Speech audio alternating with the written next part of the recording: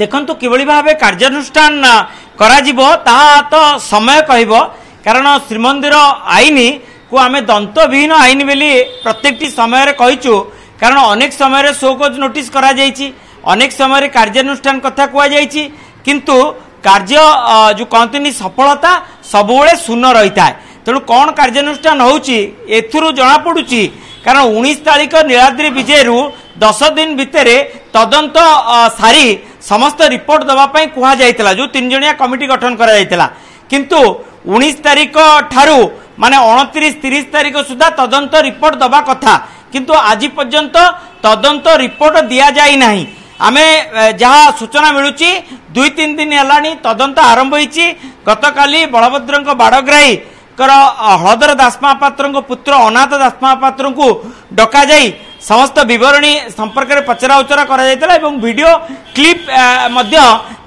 देखाई दिया जाइतला जे video clip रे किबळी भाबे बलभद्र महाप्रभु पड़ी जाइछंती एवं आमे एबे अछु बलभद्र बाड़ग्राही हलधर दास महापात्र घरे हलधर दास महापात्र कौनसी मंतव्य दबा पई मना करदेले कौन पई से सीधा सड़क कहले बलभद्र महाप्रभु काई पड़ी गले सूचई देले जे तमे माने जेउ नीतिकांति करूच ताहा भूलभाल करूच तेणु नीतिकांति की सठिक करा जिबा दरकार सीधा सड़क बलभद्र महाप्रभु कहले बलभद्र महाप्रभु बाड़ग्राही जे नेत्र पाई नांती किंतु महाप्रभुंकर सेनापटा लागि करदेले मने पकाउतबे आमे से ऊपर गोटे डिस्कशन करथिले जे नेत्र पाई नांती महाप्रभु किंतु सेनापटा लागि कर दिया गला एवं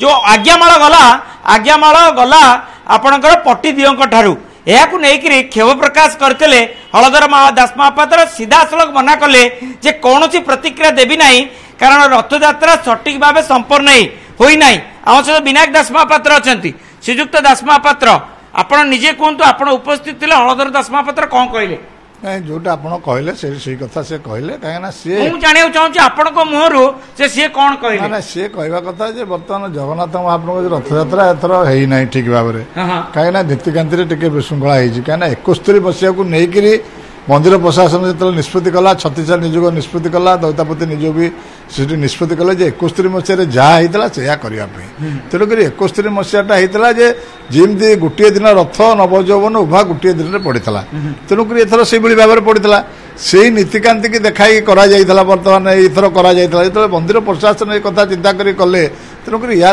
समस्त सेवायत सहयोग कले तेणुक या सेवायत भूल से ना तेणुक मंदिर प्रशासन 71 मसीहा दास महापात्र कहीं कहते बलभद्र महाप्रभु जो पड़ीगले से सूचई देले जे मु पड़ी पछे तुमे माने जो नीतिकांति करूच सठिक करूना एभली किछि वार्ता देले तुमे माने जो पहंडी करूच ठीक प्रकार रे करूनो संख्याधिक मात्रा रहउचंती मोबाइल फोन यूज करूचंती ये जो तमाम हलधर दास महापात्र जो तर्जमा करी कहउचंती से कहउचंती जे तदंत करा जाउची तदंत अनुसार आमे हमर उत्तर रखिबू किंतु नीतिकांति सठिक हो नहीं तेणु बलभद्र महाप्रभु निजे ता देखई देले नहीं शुणु गोटे कथा होची आपण सब रथयात्रा अच्छे समस्त नीतिकांति आपण निजे समस्त जिनस जानी पड़ा खसवा ये जोड़े अलग कथा दीटा कथा जोड़े अर्थ बुझाऊँ पड़ीजा कथाटा गोटे स्वतंत्र भाव अलग कथा बुझाऊँ और खसवा तेणुक महाप्रभु चारवापर साधारण लोकटे चलिकी आसवा भारी कष्टकर तेणुक जो महाप्रभु निजे से ओह्लैुंट से शह शह लोक भितर सेवायत मैंने अच्छा एठी बारंबार मीटिंग बसुची सबू होची मंदिर तरफ प्रशासन तरफ समस्त आलोचना होची एवं समस्ते जानते जे पहंडी कौ मैंने सेवक गोटे कथा कहले शह शह सेवायत संख्या केते एबे जो तदंत चली ए तदंत परिसर को आसीबो केते सेवायत रहितिले केते सेवायत रहिबा कथा एवं कौन जो छाटेणी से छाटेणीटा लागिथिला ना नहीं कारण वीडियो रे देखई दिया दउचंती जे छाटेणी लागी नथिला ए सब कथा तर्जमा को आसीबो एवं रिजल्ट बाहरिबो तो जाने सुन छाटेणी लागिथिला छाटेणी खसिछि कारण आमे तेलु रथ पर आमे देखिछु बहुत संख्यक सेवायत थिले सेवायतंकर आमे जोटा रेकर्ड ऑफ राइट रे अछि ପୂଜା ପଣ୍ଡା ପୂଜା ସିଂହା ପୂଜା ପଣ୍ଡା ପୁଷ୍ପାଳକ ଦୈତାପତି ଏବଂ ଚୁଆର ବାହାଚାର ଏମାନଙ୍କର ହେଉଛି ତା ଦେହରେ ରେକର୍ଡ ପ୍ରାୟ ରହିବା ସଂଖ୍ୟା। ତେଣୁକରି ସେଠି ବହୁତ ସମୟ ରହିଲେ ରଥ ଉପରେ ଆମର ଯେଉଁ ବନ୍ଦାପନା ପାଇଁ ସେଠି ବି ଠାକୁର ବହୁତ ସମୟ ରହିଛନ୍ତି। ସେଠି ବି ବିଭିନ୍ନ ବନ୍ଦାପନା ପାଇଁ ବହୁତ ସେବକଙ୍କର ଆବଶ୍ୟକତା ରହିଛି। ସେଠି ଏ ସମସ୍ତ ଦିଗକୁ ନେଇକରି କାଲି ଆଲୋଚନା ହେଇଛି ଏବଂ ତଦନ୍ତ ହେଇଛି, ସମସ୍ତ ତଥ୍ୟ ବି ମଗାଯାଇଛି। ତେଣୁକରି ଯାହା ବି ହଉ ଦାସ ମହାପାତ୍ରଙ୍କ ପୁତ ଅନାଥ ଦାସ ମହାପାତ୍ର ମଧ୍ୟ ଯାଇଥିଲେ, ସେ କାଲି ନିଜେ ଯାଇକରି ସମସ୍ତ ଜିନିଷ କହିଛନ୍ତି ଯେ ବର୍ତ୍ତମାନ ମହାପ୍ରଭୁଙ୍କର କୋଉଭଳି ଭାବରେ ହେଲା। ସେ କହିଛନ୍ତି ଯେ ମହାପ୍ରଭୁଙ୍କର ଅତ୍ୟଧିକ ଲୋକ ଯେତେବେଳେ ଅଧଘଣ୍ଟେ 45 ମିନିଟ୍ ମହାପ୍ରଭୁ ଚାର ଉପରେ ଥିଲେ ଏବଂ କିଛି ପାଳିଆ ସେବାକୁ ବନ୍ଦାପନା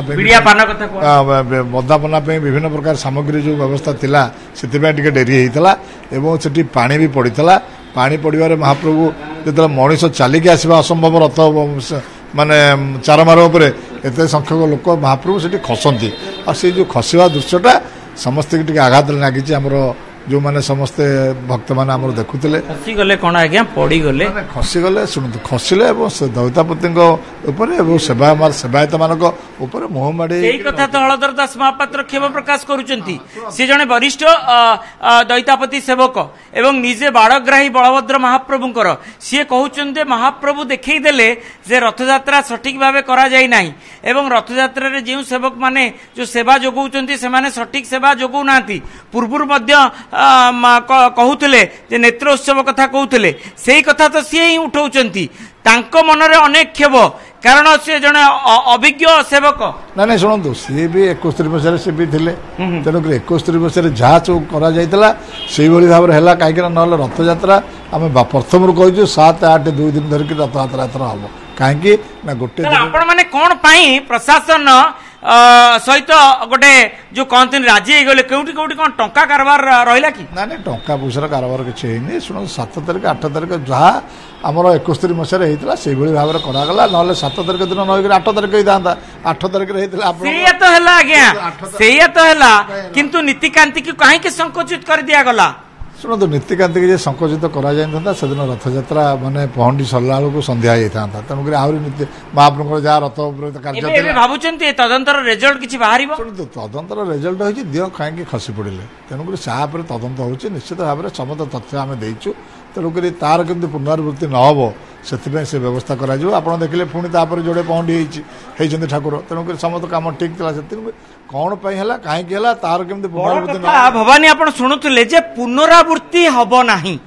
ସବୁ ପ୍ରତିଟି ତଦନ୍ତ ଦେଖିବେ, ତଦନ୍ତର ରେଜଲ୍ଟ ଶୂନ ହୋଇଥାଏ ଏବଂ ତଦନ୍ତରେ କୁହାଯିବ ଯେ ଏ ଘଟଣା ଯେମିତି ଆହୁରି ପୁନରାବୃତ୍ତି ହବ ନାହିଁ। ଇଏ ତ ବଡ଼ କଥା। କେଉଁଠି ଗୋଟେ ରେଳ ଦୁର୍ଘଟଣା ଯଦି ହେଉଛି ତାହେଲେ ସେଇ ପୁନରାବୃତ୍ତି କଥା ଉଠୁଛି।